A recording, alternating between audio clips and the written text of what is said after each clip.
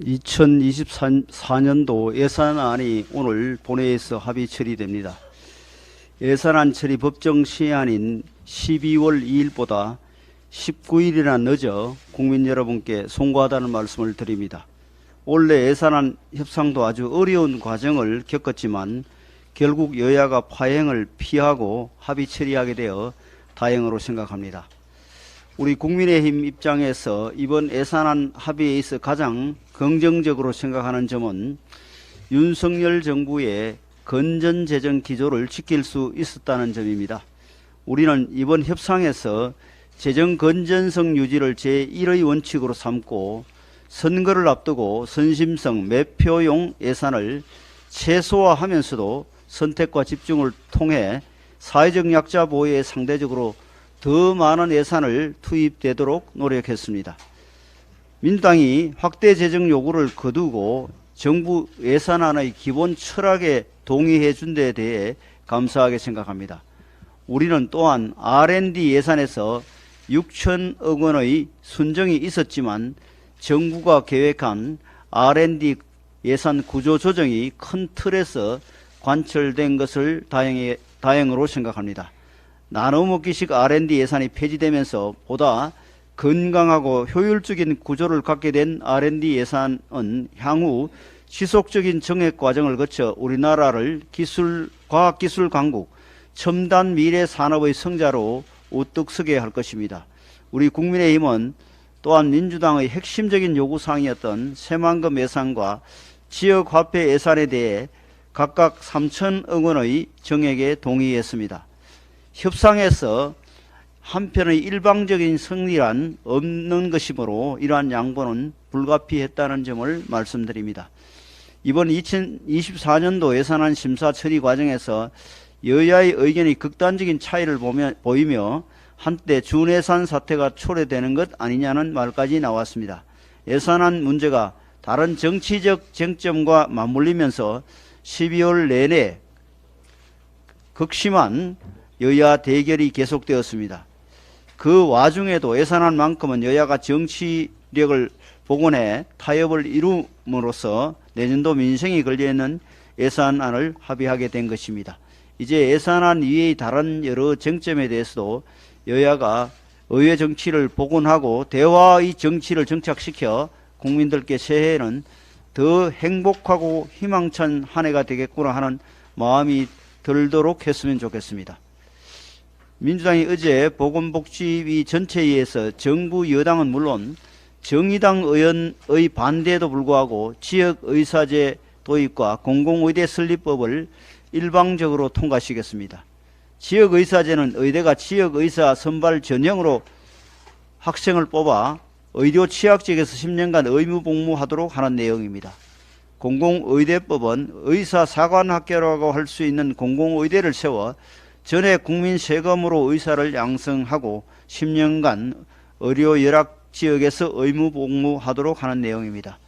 이들 법안은 직업선택의 자유를 침해한다는 위헌 논란이 있어 신중하게 다뤄져야 하는데도 민주당은 또다시 입법 폭주 페달을 밟고 있습니다.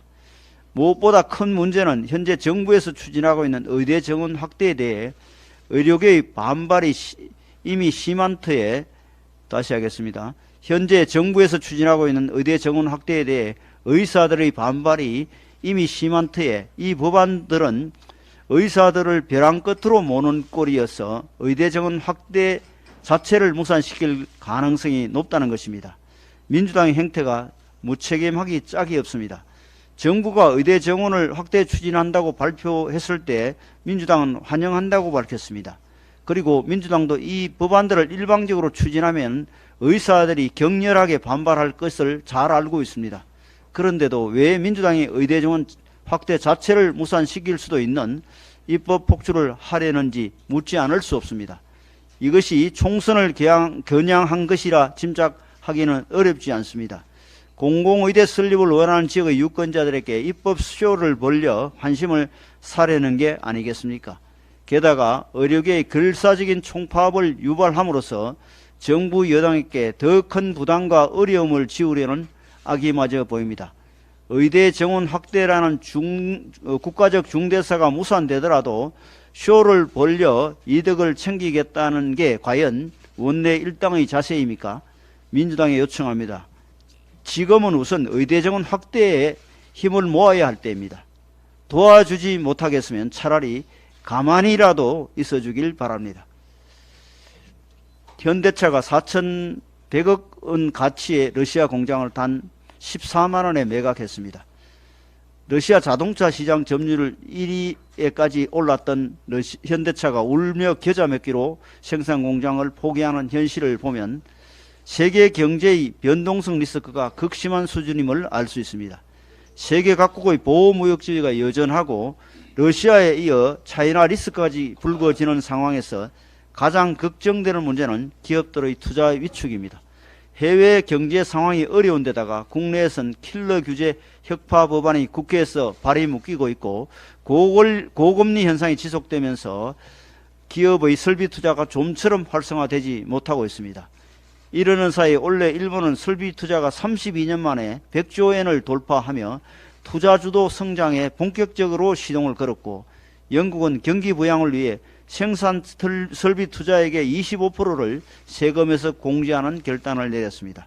이렇게 경쟁국들이 투자 활성화에 사활을 걸고 있는데 우리나라는 감세를 무조건 적대시하는 일각의 시선 때문에 경제 회복의 골든타임을 놓치는 것은 아닌지 우려됩니다.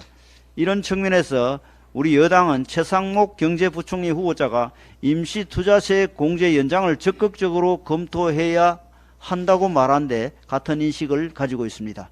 다행히 하반기부터 수출이 활기를 띠고 있고 영국 이코노미스트지는 대한민국의 경제 성장을 35개 OECD 회원국 중 2위로 평가하기도 했습니다.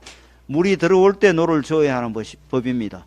이런 거시적인 성과를 민생경제 개선으로 이어가기 위해서는 민간 소비의 근원이 되는 기업의 투자를 더욱 촉진해야 합니다. 정부의 세수 감소를 우려하는 의견도 일리 있지만 기업이 먼저 투자를 늘려야 경제 전반에 돈이 돌고 그들 세금도 많아지게 됩니다. 엄혹한 글로벌 경제 여건과 경쟁국들의 과감한 투자 활성화 조치를 감안해서 야당에서도 임시투자세 공제 연장을 긍정적으로 검토해 주시길 부탁드립니다.